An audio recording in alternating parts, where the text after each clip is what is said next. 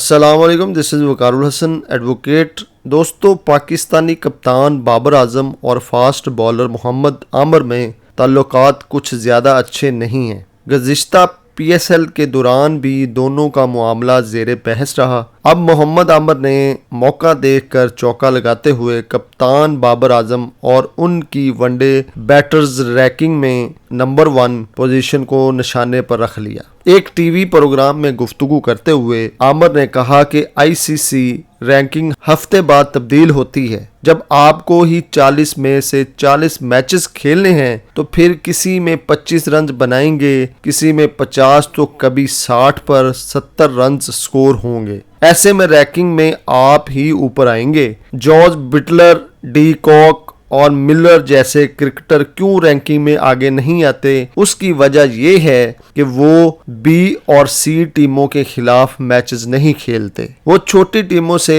Series में आराम करते हैं, उनकी रैंकिंग आगे नहीं बढ़ती। आपको 45 में से 40 मैचेस खुद ही खेलने हैं, फिर रैंकिंग भी आगे ही आना है। याद रहे कि बाबर आजम इस वक्त तमाम फॉर्मेट्स के टॉप 5 में मौजूद रहने वाले दुनिया के वाहिद बैटर हैं।